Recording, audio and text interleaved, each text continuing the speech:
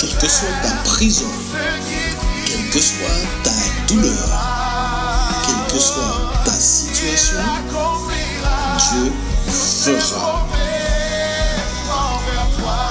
L'Alliance des évangélistes et ses invités vous propose désormais un nouveau rendez-vous avec la parole de Dieu sur KMT Télévision. Gloire à Dieu, que Dieu soit béni et glorifié, mes amis, vous qui nous écoutez sur KMT, bien, je vous salue, je suis content d'être avec vous en ce matin. Vous savez, pour moi, c'est quelque chose vraiment de joyeux, c'est extraordinaire de pouvoir, au nom de Jésus, vous amener l'évangile, d'être en communion avec vous, de vous porter la parole de Dieu. Et c'est là, en fait, et comme je le dis régulièrement, hein, c'est le désir de l'Alliance des évangélistes, c'est de pouvoir vous amener la connaissance de Jésus-Christ de Nazareth. Alors, il y a de ceux, c'est vrai, que peut-être ce matin, qui vont venir pour la première fois. Il y en a d'autres qui sont là déjà depuis longtemps. Et je sais que vous êtes nombreux à nous écouter, que ce soit en Martinique, en Guadeloupe, en Guyane, en Haïti, en France et partout ailleurs. Il y a de ceux qui nous écoutent et nous voulons bénir le Seigneur parce que cela permet à beaucoup d'être relevés, d'être fortifiés, d'être encouragés. Et notre désir, c'est justement de pouvoir amener chacun à être fondé dans les Écritures. C'est toujours la base. Hein. Nous n'entrons pas dans trop de théologie, mais nous restons juste sur la base. Et avec cette base-là, eh bien, vous pouvez avancer avec Jésus-Christ de Nazareth. En tout cas, pour moi, c'est un réel plaisir d'être avec vous. Et vous savez, vous avez la possibilité encore de nous regarder sur YouTube. Vous cliquez l'Alliance des évangélistes. Et puis abonnez-vous, faites un petit commentaire, posez-nous des questions. Nous sommes là pour vous répondre parce que nous voudrions que ce soit quelque chose de dynamique avec vous. Alléluia. Et tous ceux qui nous rencontrent, qui nous saluent, qui nous encouragent, eh bien, nous voulons juste vous remercier parce que c'est vrai qu'il y a Dieu, c'est vrai que nous sommes là, mais si vous n'êtes pas là, là, calme, quoi. Donc vous êtes avec nous et nous sommes contents. Alléluia. Donc aujourd'hui, je ne suis pas seul. Je ne suis pas seul. Je vais vous les présenter dans un petit moment. Je voulais aussi vous dire que à partir de jeudi, si Dieu veut, nous avons une évangélisation à Mort-des-Esses, Sainte-Marie. Donc, le temps que notre technicien passe le flyer, voilà. Qu'attends-tu pour te décider? Te décider pour qui? Te décider pour Jésus, te décider pour Dieu, te décider pour l'Évangile. Parce qu'il y a quelque chose d'extraordinaire. Vous savez, si l'Évangile n'était pas si extraordinaire que cela, bien, Jésus ne serait pas mort hein, pour cela. Si l'Évangile n'était pas si extraordinaire, bien, moi-même, je n'y serais pas. Hein. C'est parce que j'ai découvert, j'ai compris l'Évangile que ma foi au nom de Jésus-Christ de Nazareth. Donc, c'est la raison pour laquelle nous allons dans tous les lieux pour pouvoir évangéliser. Et du jeudi 31 au dimanche 3 de ce mois, hein, donc on commence ce jeudi-là au Mort-des-Esses. Donc, c'est comment dirais-je, à l'école, hein, François, c'est marqué François Grosy. Voilà. François Grosy. Donc nous sommes là à partir de 18h30 hein, pour pouvoir vous annoncer la parole, prier avec vous. Il y aura des temps de louange, il y aura des temps de témoignage et vraiment nous croyons que le Seigneur va vous fortifier. Dès cet après-midi, vers 16h30, nous serons à Mort-des-Esses. Nous allons aller dans les quartiers de Mort-des-Esses. Nous allons distribuer des prospectus pour inviter les gens à venir écouter. Alors, si toi, mon frère, ma soeur, hein, tu es disponible, tu pourras nous rencontrer dès 16h30 à l'église de la mission la mission chrétienne, pardon, à la mission chrétienne de Mort-des-Esses. Hein, et là, tu pourras nous rencontrer. On te donnera des prospectus et tu pourras, avec un petit groupe, aller dans un petit patelin ou un petit quartier ou dans un lotissement pour pouvoir inviter les gens afin qu'ils viennent écouter la parole de Dieu. Alors, dès jeudi soir, nous commençons et nous allons terminer dimanche soir pour que le nom de notre Seigneur soit glorifié, car Jésus nous a dit d'aller par le monde et de prêcher la bonne nouvelle. Et c'est ce que l'Alliance des évangéliques a décidé de faire, de se lever et d'aller déjà dans toute la Martinique. Et puis après, pour le reste, on verra. En tout cas, que Dieu vous bénisse et puis merci pour votre écoute hein, et que vraiment nous attendons au Seigneur qui fasse quelque chose d'extraordinaire ce matin. Donc, je vous dis que je ne suis pas seul. Alors, la première personne que je regarde de droite, bonjour. Bonjour. Tu es qui? Alors, moi, je suis Eliane Vénoval. Alors, tu peux aller regarder là. Je suis de passage en Martinique et je suis très contente d'être avec vous, auditeurs, auditrices de KMT. Et je suis contente d'être là parce que la raison qui m'anime, c'est que Jésus est mon sauveur et je suis contente de dire ce qu'il a fait pour moi. Et je sais qu'il revient bientôt et je suis contente d'être là. Que Dieu vous bénisse et qu'on puisse passer un bon moment ensemble. Et on va partager les témoignages de ce que Dieu a fait dans ma vie. Amen. C'est la première fois que tu témoignes à la télé? C'est la première fois que je témoigne à la télé, que je suis sur un plateau télé. Et c'est une joie. Ce ne sera pas la dernière? Non, ce ne sera pas la dernière. Dès que tu reviens en Martinique, et à chaque fois que le Seigneur fait quelque chose dans ta vie, tu viendras nous dire Jésus a fait ça. Amen. Je vous avais dit ça, mais là maintenant Jésus a encore fait ça. Alléluia. Amen, amen. Et c'est ça le témoignage, pour montrer qu'avec Jésus c'est la vie. Amen. Il y aura encore des occasions de dire. Amen. Alors, on se retrouve dans un petit moment. C'est mon côté gauche. Bonjour. Bonjour, Pasteur Zahir. Vous allez bien? Ça va très bien. Vous vous appelez comment? Alors, moi, je m'appelle Laetitia Kanda, j'ai 34 ans et je suis aussi contente, comme ma sœur Eliane, de partager mon témoignage en ce matin. C'est la première fois que tu viens sur un plateau télé? Alors non, c'est pas la première fois que je viens sur un plateau télé, mais j'étais derrière la caméra et pas devant. Donc là, c'est la première fois que je suis... à l'écran. Ok, mais tu sais que l'Alliance a besoin de personnes qui aiment se trouver derrière les caméras. Amen. Parce que nous voulons nous agrandir, nous voulons faire pas mal de choses. Hein. Donc il nous faut des techniciens, des techniciennes. Mais je ne suis pas technicien. Mais tu sais manier la caméra? Non, je ne sais pas manier la caméra. J'ai été, on va dire, assistante, mais pas voilà. On va donner des conseils. Vous croyez ça, François? Gloire à Dieu, que Dieu soit béni. Alors, voilà, mes amis, nous avons nos deux bien-aimés qui vont partager avec vous leur témoignage.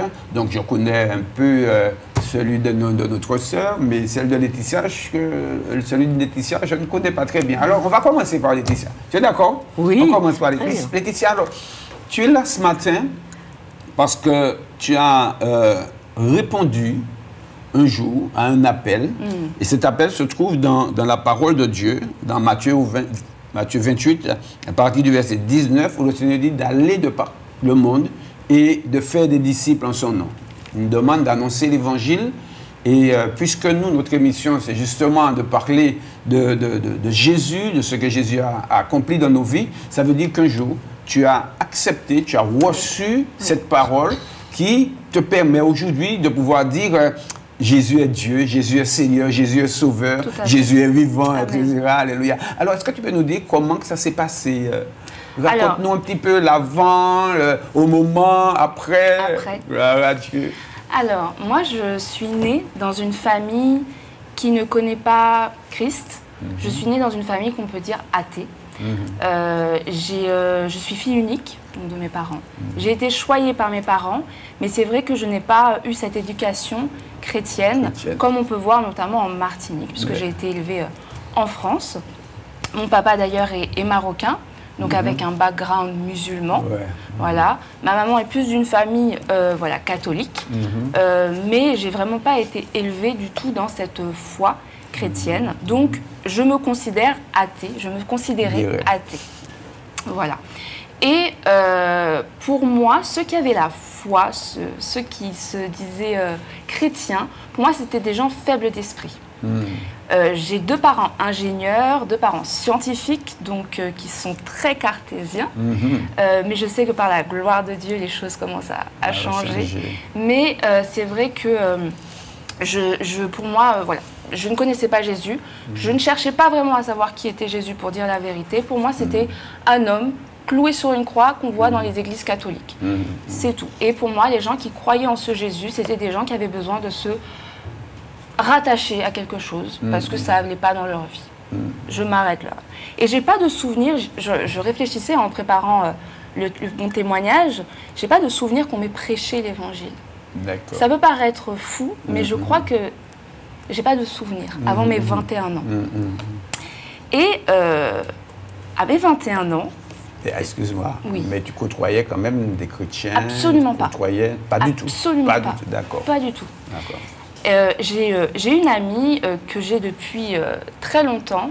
À nos 21 ans, elle décide de prendre son baptême. Je vois qu'elle a changé. Je vois qu'il y a des choses qui ont changé dans sa vie. Elle me parle de ce Jésus. Je me dis, mais de quoi tu me parles? On sortait ensemble, on allait en boîte de nuit. J'étais pas une grande... voilà, j'avais pas d'addiction, j'étais pas dans ces choses-là, mais j'étais une bonne vivante, on va dire. Et un jour, elle me dit, je t'invite à mon baptême. Alors moi, je l'ai vue changer. Je me suis dit, elle avait invité également mon copain, qui est devenu mon époux maintenant. Elle nous a invités et je me suis dit, je vais y aller. Parce qu'elle est sûrement dans une secte. Et je vais la sortir de cette secte. Je vais la sortir de là. Et donc, nous y sommes allés. Donc, en France, en Martinique, on baptise les bien-aimés à la rivière, on les baptise à la mer. En France, c'est plus dans des baptistères, donc à l'assemblée, voire chez un diacre ou un ancien. En l'occurrence, c'était chez un diacre. Et on a été invités, donc avec celui qui allait devenir mon époux. J'ai été vraiment scotchée par l'amour qui a été témoigné. En fait, on nous a expliqué qu'est-ce que était le baptême. On nous a vraiment mis dans un bain d'amour. Moi, je le décris comme ça. Et elle était magnifique, cette amie. Je dis son prénom de Jenny. Si elle nous regarde, je la salue. Ça a été vraiment un temps merveilleux. Quand l'homme de Dieu l'a plongée, l'a immergée dans l'eau, l'a fait ressortir, elle était rayonnante. Et c'était dans une salle de bain. Et dans cette salle de bain, il y avait un miroir. Et donc, moi, je la regarde. Et puis après, je me tourne pour sortir de la salle de bain et je me vois. Je me vois dans ce miroir. Et je paraissais tellement sombre par rapport à elle. Tellement. Première graine plantée. Je me suis dit, il y a quelque chose. Il y a quelque chose. Donc, je continue ma vie. Elle m'invite à l'assemblée. Et dans son assemblée, j'ai été vraiment touchée par l'amour de Dieu. On m'a prêché Jésus, cet homme mort sur la croix pour le pardon de mes péchés. Et c'est vrai que je me suis dit, je n'acceptais pas que Dieu soit mort pour moi. Pour ma sœur Eliane, je l'accepte. Pour le pasteur Zahir, j'accepte. Mais moi, pourquoi moi? Et il y a eu un chant, une louange, je m'en souviendrai toute ma vie. C'était au-dessus de tout. Ce chant-là m'a tellement... En fait, ça résumait ce que je vivais pendant ce temps-là. Cet homme qui avait été foulé à nos pieds tel une rose m'a sauvée, m'a aimée.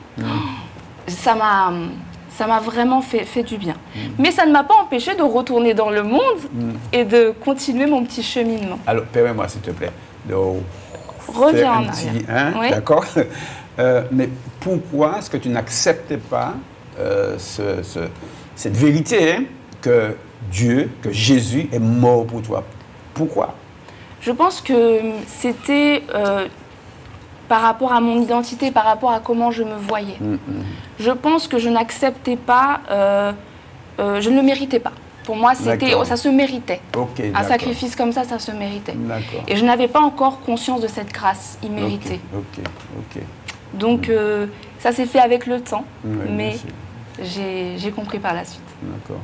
Et en fait, lorsque l'on réalise cet amour, parce que c'est une histoire d'amour, et comme tu as dit, quand tu as vu ton ami descendre dans les eaux du baptême, quand tu as entendu, donc, la première chose que tu as perçue, c'est l'amour. Oui, quand tu es rentré dans l'assemblée, c'est toujours l'amour. Mais même le fait de savoir que quelqu'un soit mort pour toi, non, c'était un balisa. Non, c'était trop d'informations, je crois, trop d'informations pour moi. Alors dis-nous, comment tu as pu accepter ça et à quel moment?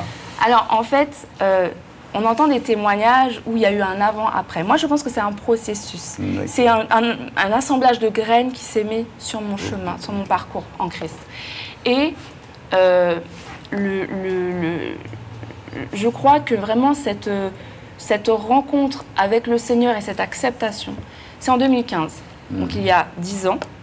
Je fais la connaissance, en fait, lors d'une cellule d'évangélisation de la famille Vénoval, donc de Claude Vénoval et de son épouse. Et il nous invite à l'église Rencontre Espérance, de Port-Doré à Paris. Et là, je crois que c'est vraiment les écailles qui tombent de mes yeux. Je comprends. Je comprends. Et il y a l'homme de Dieu qui fait un appel. Alors là, je n'ai pas cherché. Je n'ai pas calculé qui me regardait, qui ne me regardait pas. Je me suis levée et je suis partie accepter le Seigneur.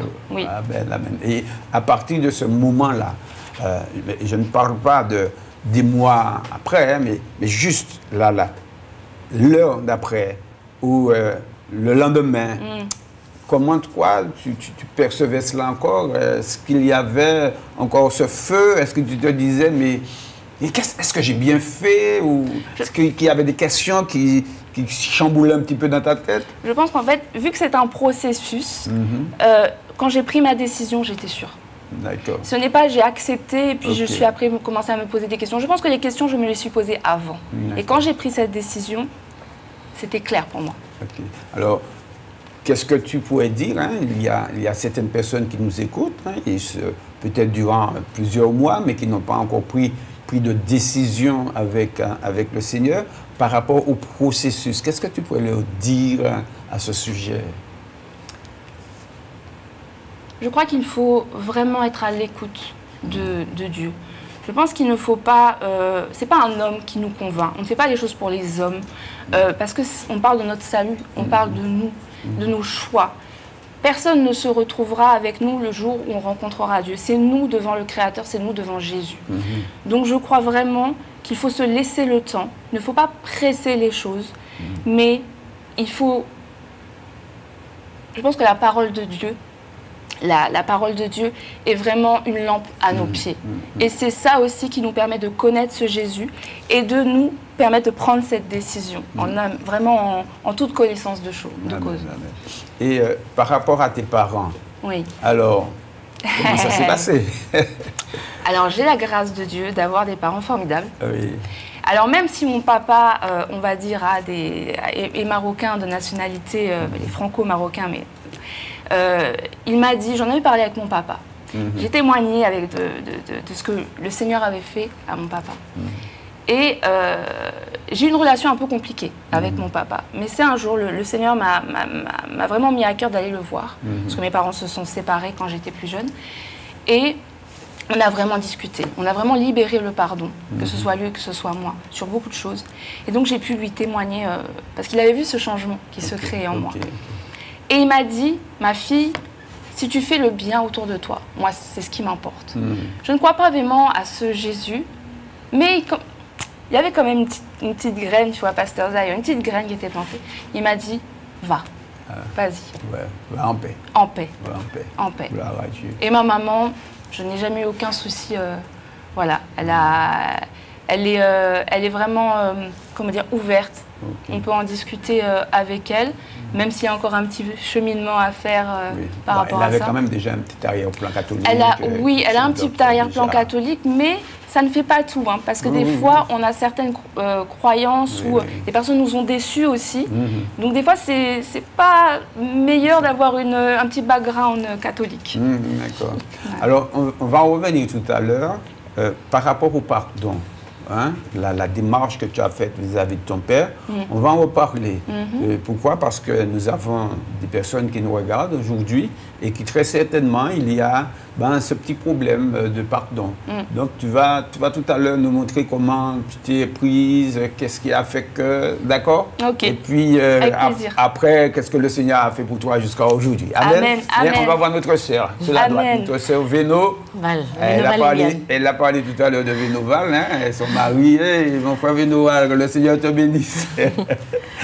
Gloire à Dieu. Que Dieu soit béni. Donc, ma sœur. Oui, alors moi, mon témoignage, c'est que, eh bien, j'ai grandi dans une famille où on ne connaissait pas Dieu, mais on cherchait, puisque ma maman, mes parents m'ont élevée dans la religion, dans le catholicisme, et j'y croyais fermement. J'étais l'une parmi lesquelles, on est une famille de 6, et j'y tenais. J'allais quelquefois dans les églises, j'allumais des cierges, je me prosternais devant les statues. Et pour moi, c'était ça, connaître Dieu. J'avais mis ma confiance en cela. Et Et j'ai cheminé comme ça. J'ai fait le pèlerinage à Lourdes quand j'avais 11 ans avec ma maman. Voilà. Et un jour, j'ai entendu parler de Jésus. On m'a parlé de Jésus. C'était dans une salle. J'ai été invitée. Je suis allée. Voilà. Par curiosité, parce qu'on m'a invitée, par politesse. Et là, j'ai entendu parler de Jésus comme je n'avais pas entendu parler, en fait. Pour moi, Jésus, c'était un petit être, en fait, qui était mort. Il était dans une crèche, il était mort, et voilà. Et j'avais même pas conscience qu'il était ressuscité. Pour moi, c'est malheureux, en fait. C'est malheureux qu'il soit mort, voilà.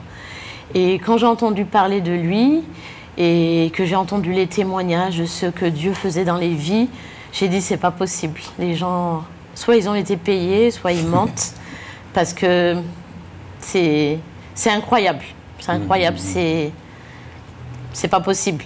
Et puis c'est trop facile de dire Dieu pardonne, on vit sa vie, et puis on a vécu une vie de toutes sortes de choses, on a fait toutes sortes de choses, on a fait la prison, on a fumé, on a tué, et puis on dit Jésus pardonne. C'est trop facile à dire, non, c'est pas possible.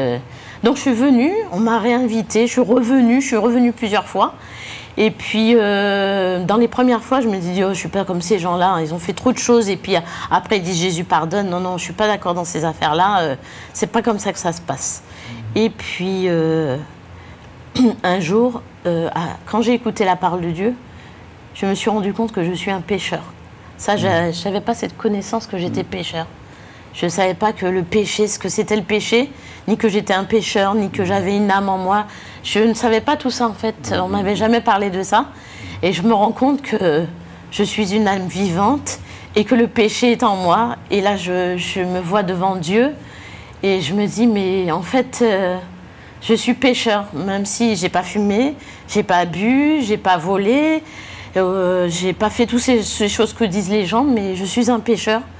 Et là, j'ai vu ma misère. J'ai vu ma misère devant Dieu. J'ai dit, comment tu peux m'aimer parce que je suis pécheur et toi qui n'as jamais péché, Jésus, je t'accepte. J'accepte dans ma vie et comble-moi, fais de moi ce que tu veux, en fait. Et là, quand Jésus est rentré dans ma vie, vraiment, comme... Et le changement s'est opéré. C'est le miracle de Dieu. Pour vous dire, je priais, mais pourtant j'avais peur de la mort, j'avais peur du lendemain, j'avais peur du noir, j'avais peur de tout, en fait, même de parler en public. Là, aujourd'hui, c'est une victoire encore. J'avais peur de parler en public, j'avais peur même de moi-même, je crois, de mon ombre. J'ai peur de tout. Et quand on parlait d'esclavage, je ne savais pas c'était quoi l'esclavage. Et après, j'ai compris que j'étais esclave de tout ça, de tout ce qui est superstition, de tout ce qui est la peur des gens qui font le mal, tout ça. Et quand j'ai rencontré Jésus, c'est la liberté. Amen, amen. Jésus m'a libérée de tout cela. Ben voilà, j'ai plus peur du noir, j'ai plus peur des gens, j'ai plus peur du public. Je suis une nouvelle créature. C'est ce que Dieu a fait de moi. Je suis émerveillée de ce que Jésus fait parce que il m'a donné la joie, il m'a donné la paix, les choses que je n'ai... Tout ce que Jésus a fait pour moi, en fait, ce n'est pas des choses palpables, mais je sais qu'il vit en moi. Il vit en moi et je sais qu'un jour, mes yeux le verront. Et je sais que j'ai plus peur de la mort parce que je sais que même quand je mourrai, je serai avec lui. Alors, vraiment, j'ai essayé de faire court. Et il m'a comblée parce qu'en fait, j'ai connu le Seigneur jeune. J'avais environ, parce que j'ai pris un petit temps, le temps que je me pose des questions, pourquoi ces gens-là sont... J'ai pris un petit peu de temps pour accepter Jésus. Non, comme Laetitia, il y a eu un processus. Oui. Ça n'a pas été fait du jour au lendemain. Là, c'est pas dans la même semaine, bien le même mois. Non. Donc, tu écoutais la parole régulièrement, tu venais, mais il y avait quand même le fait de venir dans l'assemblée régulièrement. Ça veut dire quand même il y avait déjà une petite accroche là. Il y avait déjà quelque chose. Ou bien tu étais juste curieuse. Alors, ça a commencé par de la curiosité, effectivement, parce que je suis curieuse. Hein, donc, je suis allée, j'étais curieuse. Après, c'était... non, c'est pas possible, c'est trop facile, c'est pas possible que ça existe, c'est trop facile en fait qu'on me dise que Jésus pardonne et qu'on est pardonné et qu'on est sauvé, c'est trop facile. Parce que pour moi, c'était trop, trop d'un coup. Donc au-delà du pardon, hein, quand tu écoutais les témoignages où les gens parlaient de leur vie qui ont été changées, transformées, mais ces personnes-là, en fait, qu'est-ce qui avait changé vraiment dans leur vie? Est-ce que c'était juste une autre manière de voir, ou bien est-ce qu'il y avait des gens, par exemple, qui étaient dans des addictions, ou bien qui étaient malades? Quel genre de changement qu'il y avait dans la vie de ces personnes? Alors, j'avais des témoignages de personnes qui avant, c'était des drogués, qui fumaient, qui consommaient des substances. Ils ont été délivrés et ils disaient que du jour au lendemain, eh ben, ils ont eu des dégoûts pour ces choses-là. Et c'est pas possible. Je me suis dit... D'autant plus que tu es dans le milieu médical. Oui. On te dit, ah bah oui. Non, c'est voilà. Il doit fumer de temps en temps. Et puis en plus, ces gens-là, au fur et à mesure, je les ai quand même côtoyés. J'ai quand même vu que c'était des gens qui étaient sincères et que ce qu'ils avaient dit, c'était vrai. C'était vrai. Et même que des gens que je vois encore aujourd'hui, bah, c'est pas des gens qui fument ni j'ai vu aussi des personnes qui ont été délivrées de l'alcoolisme. Et j'étais sceptique. Je disais, en plus, dans la famille, je connaissais notamment mon papa qui était aussi addict de l'alcool.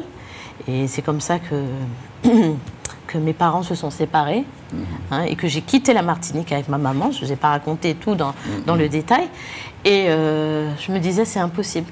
Et je vais vous témoigner aussi que Dieu l'a fait pour mon père.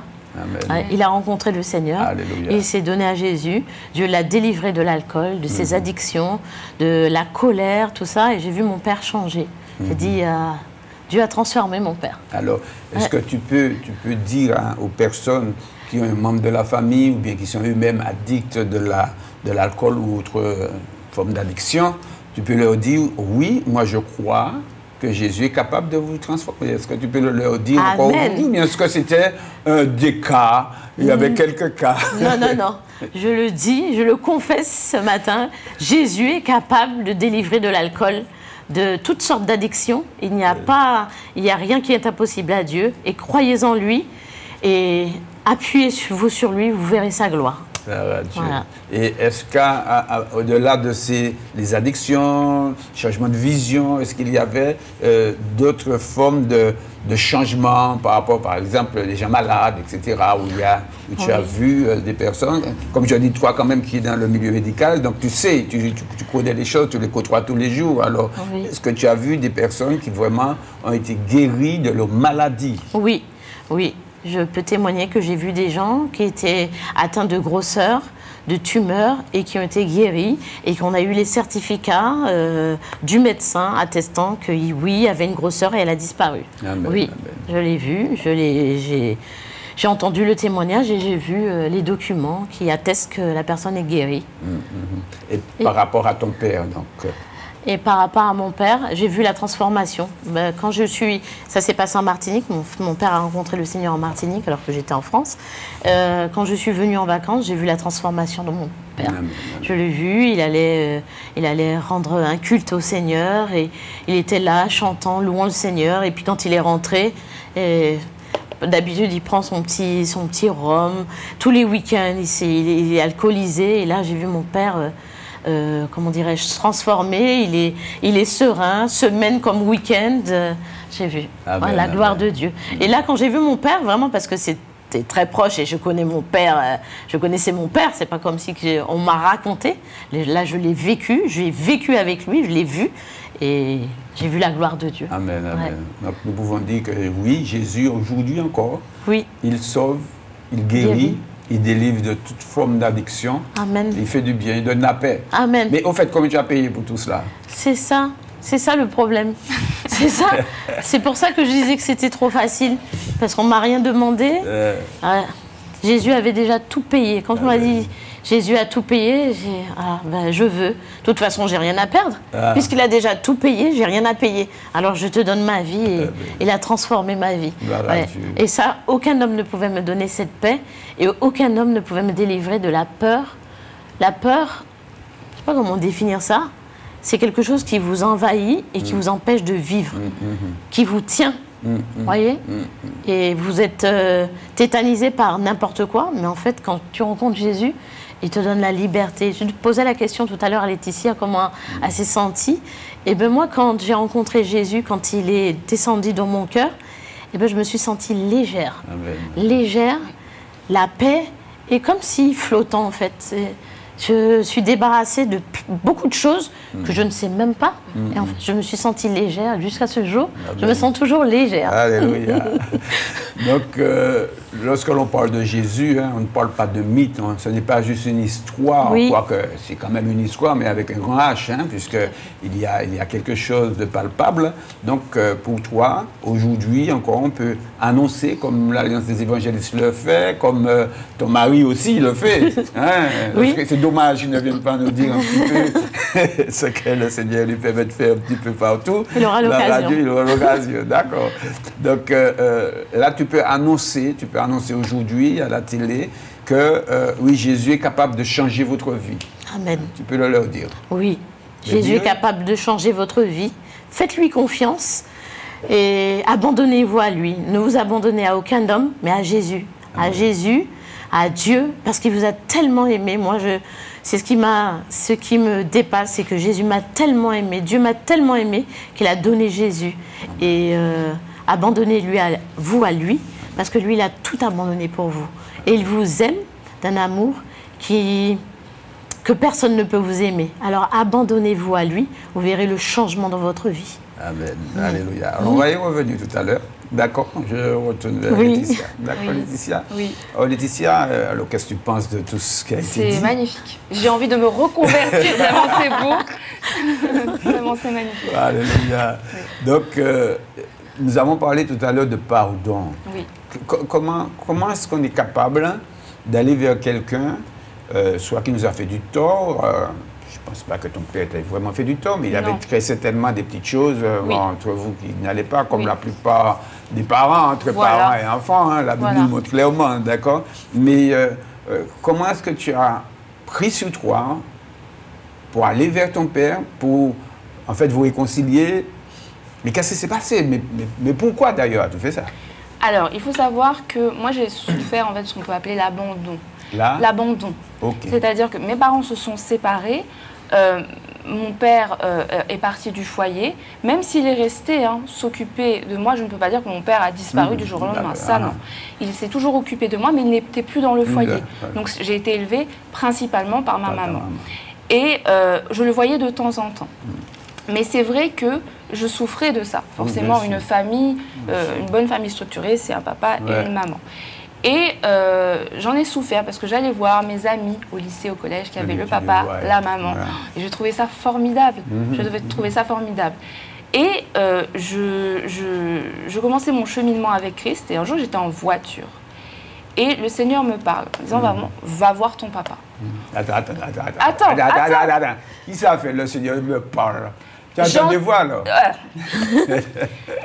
Pour moi, tu me demandais comment j'ai été capable. Pour moi, je n'étais pas capable. Pour moi, on n'est pas capable de faire ça. D'accord. Parce que le pardon, c'est quelque chose de... Il y a des choses, on dit, c'est impardonnable. Pour moi, il n'y a rien qui n'est impardonnable. Je crois vraiment que c'est le Seigneur qui nous aide dans cette démarche-là. Et j'ai vraiment ressenti dans mon cœur, va voir ton papa. Amen. Je me suis dit, et j'ai contesté, j'ai dit non mais attends, moi, mon papa, machin et tout. Voilà. Donc je passe voir mon papa. Il était tout seul à la maison, parce qu'il avait refait sa vie, il était tout seul. Et j'ai pu bien échanger avec lui. Et en fait, ça c'est vraiment, c'est comme si le Seigneur avait disposé ce moment. Finalement, je n'avais rien à faire. Moi qui étais surtout dans le contrôle, qui aimait bien tout contrôler, le Seigneur avait vraiment tout disposé. Amen. Et vraiment, je me suis vue lui dire, papa, je te demande pardon. Alors que c'est moi qui en voulais à mon père. Et c'est lui après qui m'a demandé pardon. Que demander de plus? C'était merveilleux. Amen. Donc là où, tout à l'heure, tu as parlé de grâce. Tu as parlé de grâce, notre sœur aussi, qui a fait ressortir un petit peu cela, même si elle n'a pas vraiment dit le mot, mais pour dire que c'est gratuitement, c'est le Seigneur qui agit et tout cela. Donc pour toi, c'est une grâce aussi, non seulement d'être pardonné par Dieu, mais c'est une grâce aussi de pouvoir pardonner aux autres. Oui. Mais ça veut dire que quelque part, quand tu as fait cette démarche de pardon, de réconciliation, il y a une sorte de poids qui est sorti. Tout à fait. Je pense que vraiment, ça a été un élément central vraiment de ma marche avec le Seigneur. Parce que si je marchais avec ça, j'aurais été un peu en béquille, en fait. Et j'ai compris aussi à travers ça l'amour du Père. Parce que je ne veux pas dire que je ne connaissais pas l'amour du Père, parce que j'avais l'amour de mon papa. Mais c'est vrai que j'ai compris vraiment à travers l'amour du Seigneur Jésus, l'amour d'un Père. Amen, amen. Et là, on peut dire qu'aujourd'hui encore, il y a des gens qui souffrent, même des chrétiens. Oui. Hein, même des chrétiens qui souffrent de cet abandon, qui souffrent de cette mauvaise relation avec leur Père. Toi, tu dis à ces chrétiens et à tous ceux qui l'entendent que oui, le Seigneur nous donne la possibilité de pouvoir pardonner. Je le dis. Donc ça veut dire que en fait c'est la relation avec Dieu. Oui. Parce que tu m'as parlé d'une voix là, il faut que tu m'expliques ça. Oh mon Dieu, moi je ne le vois pas, tu me dis que Dieu parle. Oui. Donc il parle vraiment.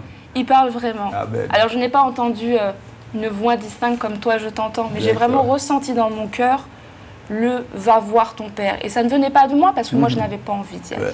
Je n'avais pas envie d'y aller. Mais j'étais convaincue qu'il fallait que j'y aille.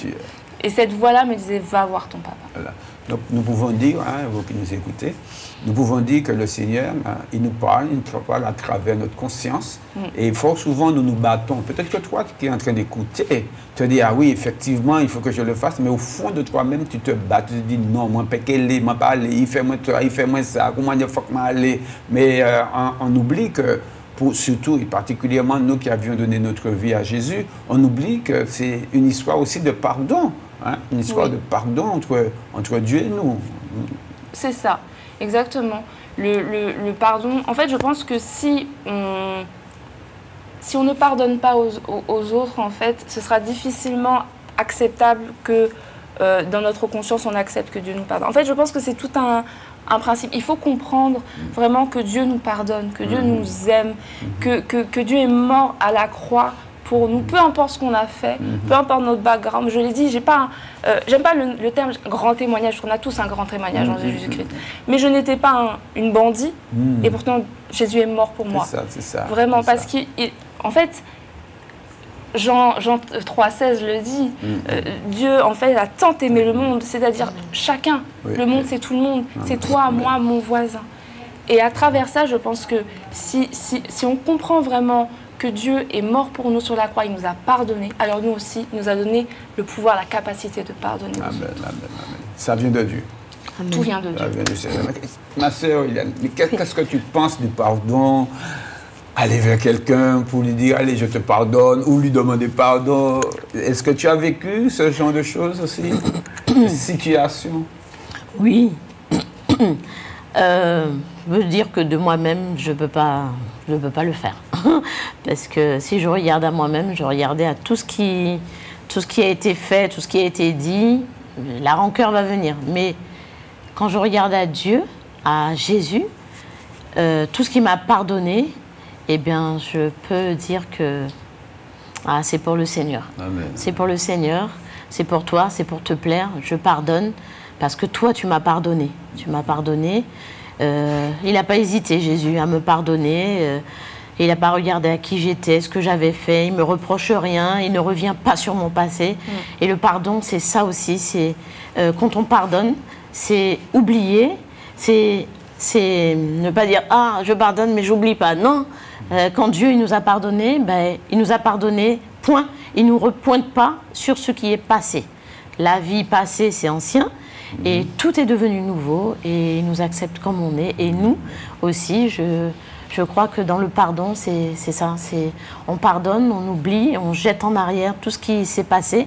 Quand on dit « je pardonne », c'est pour aller de l'avant, pour avancer. Amen. Voilà. Il y a un auteur qui a écrit un livre dont le titre est « Le pardon, une puissance qui libère ». Qu'est-ce que vous en pensez? Ah oui. Oui. Je valide. Oui. En plus, Dieu le dit que c'est une puissance qui libère. Et Et moi, je parle, par exemple, dans mon foyer, je peux te dire, dans mon foyer, eh ben, on peut avoir des désaccords, on n'est pas d'accord sur un point de vue, on se pardonne mutuellement. Et ça, c'est merveilleux. Si on n'a pas Jésus, c'est pas possible. Moi, je vous le dis de moi-même, je ne peux pas.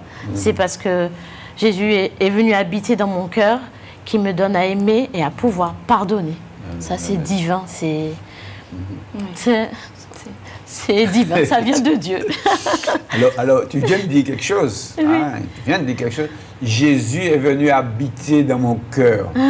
Explique-nous ça, expliquez-nous cela. Je pense que toi, tu dis la même chose. Oui, oui, parce que quand j'avais pas Dieu, j'étais vide. J'étais vide. Depuis que j'ai donné ma vie à Jésus, il est venu faire son habitation en moi, c'est Dieu qui le dit, qui viendrait, qui habiterait avec moi, qui souperait avec moi. Et c'est une réalité, c'est devenu une réalité. Il est avec moi tous les jours et il est en moi. Il est autour de moi, il est partout, partout où je suis. Et ça, c'est merveilleux d'avoir cet être si puissant, si grand, qui a tout créé et qui est en toi. Amen.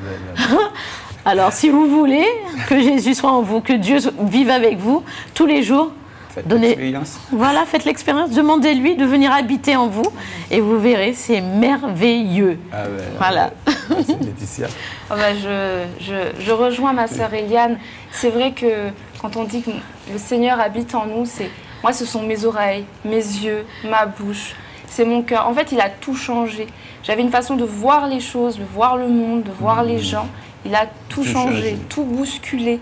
Nous nous attachons aux apparences. Le Seigneur, non. Ça a renversé ça aussi. Moi, je m'attachais aussi aux apparences, alors que non. Le Seigneur ne regarde pas à ça, il regarde au cœur.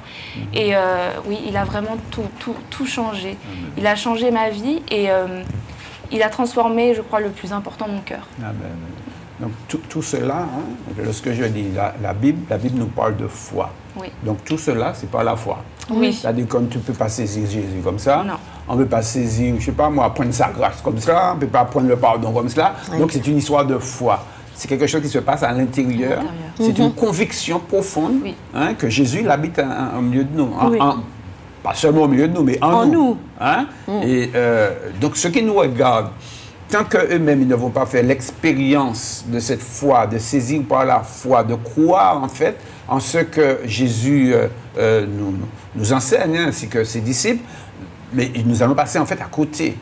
Cela veut dire que, si je comprends bien, la bénédiction, elle est à côté de nous, mais on n'en a pas, quoi. Oui. On n'en bénéficie pas vraiment. C'est ça. Gloire à Dieu. Et tout cela vous donne à ce moment-là la possibilité, vous a donné, de même, la possibilité d'avancer avec Jésus. Alors, ma sœur Laetitia, donc tu as donné ton cœur au Seigneur, tu as été baptisée, tu es allé voir papa, vous êtes réconciliés et tout. Tout ça, oui. Et après? Et après, ma vie a pris un autre tournant.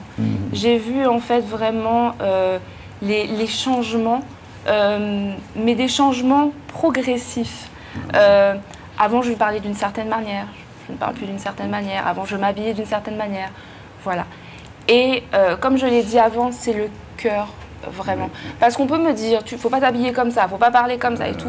Mais si ce n'est pas une conviction profonde, comme tu le disais, ça ne vaut rien. Donc vraiment, c'est lui qui m'a convaincu, Jésus qui m'a convaincu de tous ces changements. Et c'est comme, ma sœur Eliane en parlait, des fois du dégoût de certaines choses que je faisais avant, que maintenant je ne peux plus faire. Oui. Tu n'as plus le même esprit. Exactement. Plus le même esprit, plus la même façon de voir la vie. C'est comme s'il avait mis un nouveau filtre devant mes yeux, une nouvelle intelligence, un renouvellement d'intelligence. Amen, amen, gloire à Dieu. Et d'ailleurs, la Bible nous en parle, d'être renouvelé dans notre intelligence, et tout cela se fait à partir aussi de la parole de Dieu. Donc je pense que lorsque tu as commencé à entrer dans cette nouvelle vie, tu as dû, c'est mal l'expression, mais dévorer la parole de Dieu. Eh bien, pas forcément. Pas forcément, parce que ça restait quand même quelque chose de nouveau pour moi, d'acheter ma première Bible, d'avoir ma Bible, de lire des mots que je ne comprenais pas. Le patois de Canaan, j'étais totalement novice, mais j'ai été par la grâce de Dieu bien accompagnée aussi. J'étais vraiment, et je le suis toujours d'ailleurs, j'aime beaucoup les études bibliques, les enseignements, j'en apprends parce que On peut lire un verset une fois, 2 fois, 3 fois. On comprend différemment. Oui, vraiment, le Seigneur nous enseigne. Et moi, ce que je voulais comprendre, c'est que Jésus est Dieu.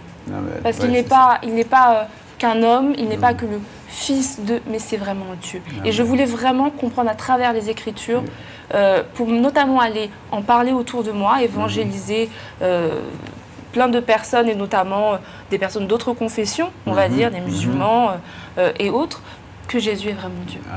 C'était important pour moi. Alors, je me tourne vers Eliane, ma sœur, mais après tout ce bouleversement, et après, qu'est-ce qui s'est passé? Ta vie, comment est-ce que tu l'as reconstruite? Oui. En fait, ma vie n'a plus été la même, en fait, puisque, comme disait Laetitia, Dieu change ton regard, il change tes envies, tes ambitions. Et puis, en fait, Jésus est devenu mon ami, mon confident, mon avocat. Il est devenu quelqu'un d'essentiel. Alors, en fait, comme il dit dans sa parole, sans lui, il ne pouvait rien faire. Alors, je lui demandais conseil. Moi, j'étais étudiante à cette époque-là. Et donc, je lui commence à lui demander qu'est-ce que je dois prendre comme orientation. Qu'est-ce que ça, j'aime bien ça, mais est-ce qu'il faut que j'aille là? On me dit que je suis bien là, mais qu'est-ce que tu en penses? J'ai commencé à parler avec Dieu, avec Jésus. Un dialogue. Un dialogue, comme on parle avec un ami. Voilà. Tu n'as pas besoin de... contrairement à ce que je faisais avant, avant je récitais des prières, je disais des choses qu'on m'avait dit de dire. On m'a dit fais telle somme, lis telle chose. En fait, après, j'ai commencé à me laisser conduire par Dieu. Et j'ai commencé à lire, comme tu disais, lire la parole de Dieu et voir ce qui plaît à Dieu, ce qui lui déplaît. Et puis, personne ne m'a dit, comme toi tu disais, personne ne m'a dit ne fais pas ci, ne fais pas ça. Et en lisant, Dieu m'enseignait ce qui lui plaisait, ce que je comprenais, ce qui plaisait à Dieu, ce qui déplaisait à Dieu. Et c'est vrai, dans ma vie, même dans toute ma jeunesse, j'aime pas qu'on me dise fais pas ça, fais pas ci. Et quand j'ai rencontré Jésus, et ça m'a plu parce que personne dans ce lieu où j'allais m'a dit faut pas faire ça, fais pas ça, tu dois pas aller en boîte de nuit, tu dois pas faire ça. Non, Dieu m'a enseigné dans sa parole ce qui lui plaît, la sainteté, tout ça, j'ai compris ça en communiquant avec Dieu, en fait. Personne ne m'a enseigné là-dessus, mais j'ai compris au fur et à mesure, avec cette communion avec Dieu, ce qu'il aimait. Alors, j'ai essayé de m'y appliquer. Et avec les autres étudiants, comment cela se passait? Parce que je pense que... Très bonne question. Très bonne question. Et c'est là que commence le combat, en fait. Le combat, la confrontation. Parce que, on change, on a changé, on change d'identité. Moi, j'ai changé d'identité, clairement. C'était plus la même Eliane qui parlait, comme tu disais tout à l'heure, Laetitia. On parle plus de la même manière, on n'a pas le même langage. Les grossièretés, c'est terminé, c'est terminé. Et les gens voient ce changement et elle dit qu'est-ce qui t'est arrivé? Tu es tombé dans une secte, tu crois que tu es ni sainte ni touche. On dit mais quoi, il y a des garçons là, fais comme nous, pourquoi tu es différente et tout. Moi je crois en Dieu tout simplement. Voilà, je crois en Dieu. J'avais pas à me justifier. Je crois en Dieu. Ceux qui voulaient savoir plus, je leur disais.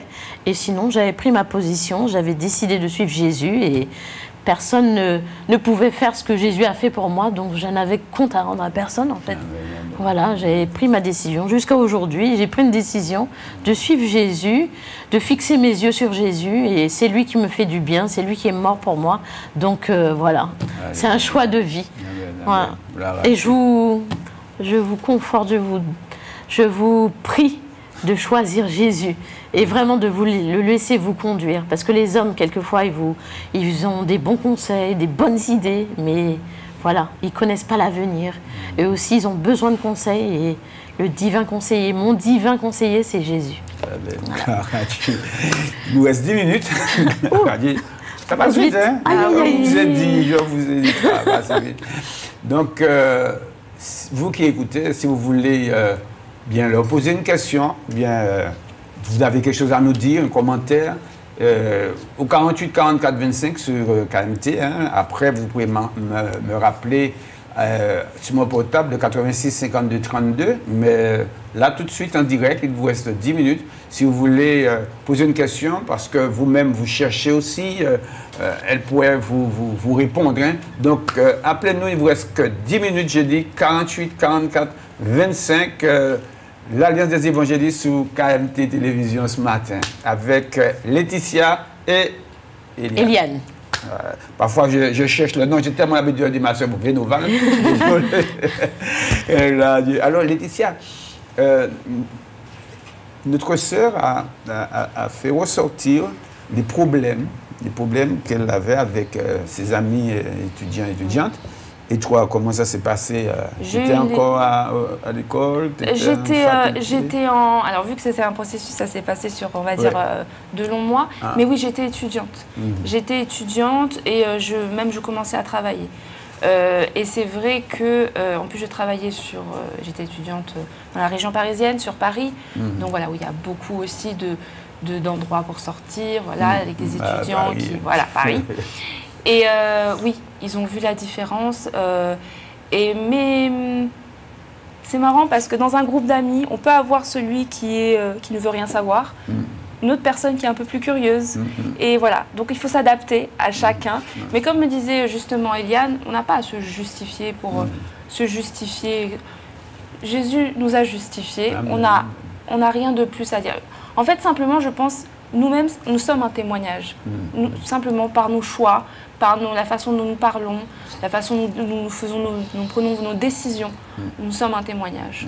Donc c'est vrai que j'ai eu quelques remarques aussi, mais j'ai appris aussi à bien m'entourer. Un peu désobligeante Forcément, mais après, je pense que c'est peut-être le lot aussi. On ne va pas non plus prêcher une vie parfaite, il faut le dire, mais je sais qu'avec Jésus, on est plus que vainqueur. Donc après, le reste. Voilà, Dieu. Donc, ce qui démontre en fait la nécessité pour celui qui commence à marcher avec le Seigneur, de chercher à mieux comprendre comment les choses. Hein. Oui. Nous, à ce moment-là, on réalise l'ancien monde dans lequel on vivait, mais qui est toujours présent. Ouais. Nous sommes dedans, en fait. Hein. C'est ça. Mais nous, tout en étant dedans, on est à part. Il n'y a pas cette... Si, c'est vrai. Et là, on se demande, mais pas un peu qu'est-ce que je fais là, mais c'est un peu ça. Et c'est vrai qu'on se demande vraiment après quel est notre appel, qu'est-ce qu'on fait là, quelle est notre mission. Certains parlent de mission de vie, mais quel est notre appel, notre destinée. Seigneur, tu m'as mis là, d'accord, mais tous nous ne sommes pas appelés à être pasteurs, ou nous ne sommes pas tous appelés à être, voilà. Qu'est-ce que tu attends de moi? Qu'est-ce que tu attends de moi? Ben, justement. Qu'est-ce qui s'est passé après? Qu'est-ce que le Seigneur, qu'est-ce qu'il t'a dit? Comment tu vis ta vie? Tout à l'heure, j'ai entendu parler d'évangélisation. Alors, dis-nous un petit peu. Alors, en fait, je pense que j'ai eu à cœur vraiment de fonder, d'avoir une famille, donc avec mon époux, qui a accepté d'ailleurs le Seigneur le même jour que moi. Ça, c'est merveilleux. Oui, c'est merveilleux. C'est merveilleux parce que nous nous sommes connus en fait dans le monde. Oui. Nous avons cheminé ensemble, nous avons accepté le Christ ensemble. Et en 2016, nous nous sommes mariés. Donc, voilà, nous avons fondé notre famille.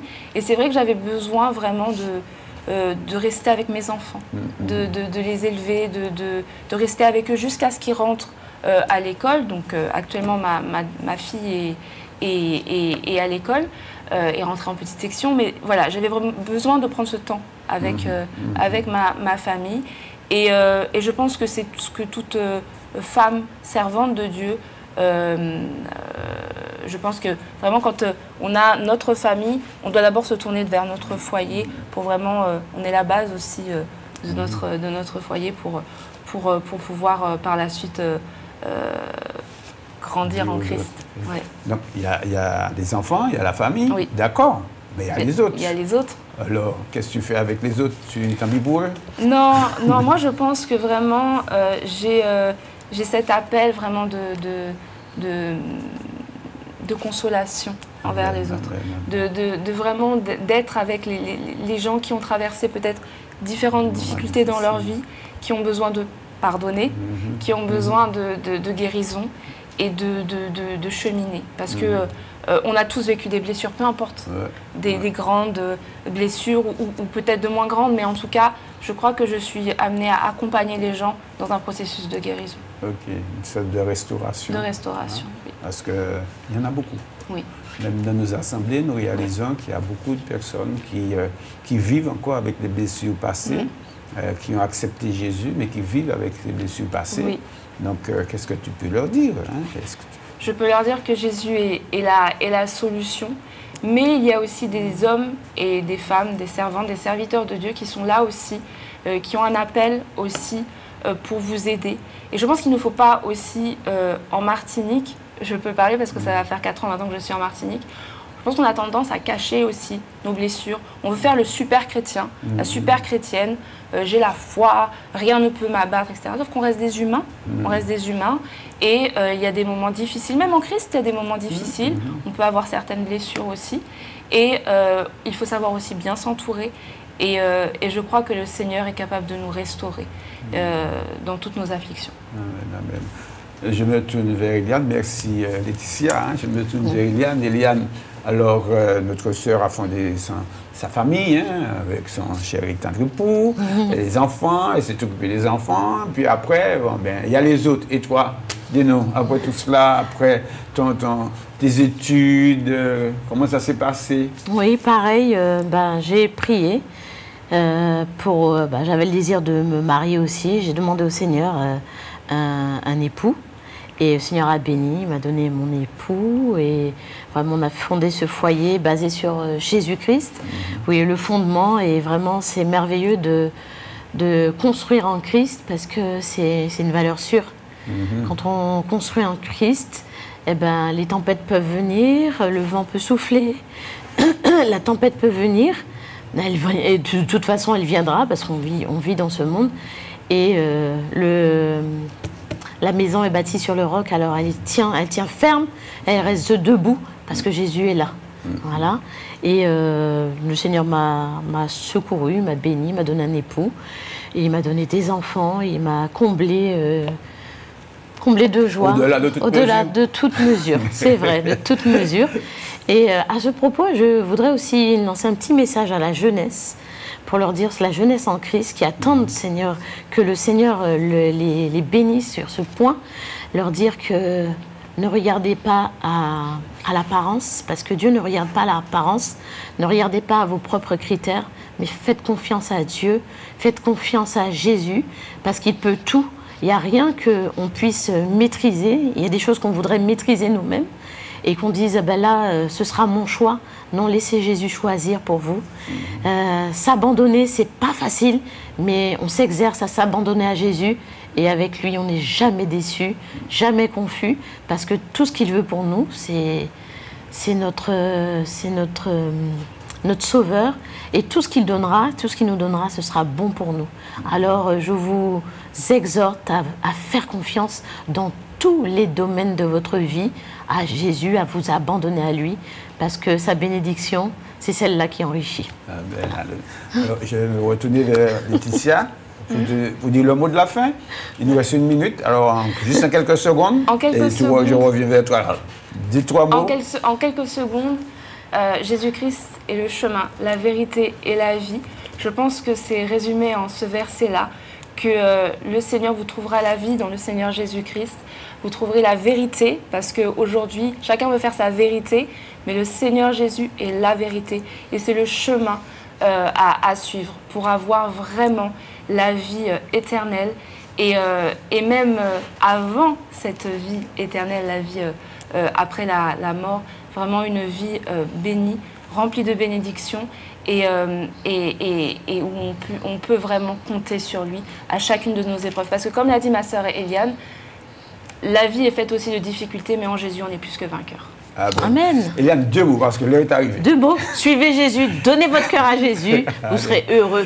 Amen. Donc, c'était l'Alliance des évangélistes. Alors, n'oubliez pas qu'à partir de jeudi, nous vous attendons à Mont-des-Esses pour à partir de 18h30. Hein. Qu'attends-tu pour te décider avec Jésus?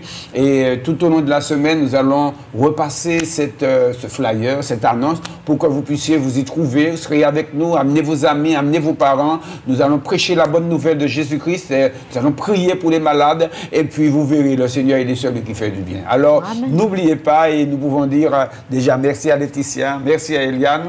Merci. Pas de problème, et puis il y a NC4. NC4. Allez, c'était l'Alliance des évangélistes qui vous dit, quel que soit, Dieu fera. Allez, Amen. Bye bye. Bye bye. Prison, quelle que soit ta douleur, quelle que soit ta situation, Dieu fera. L'Alliance des évangélistes et ses invités vous propose désormais un nouveau rendez-vous avec la parole de Dieu sur KMT Télévision.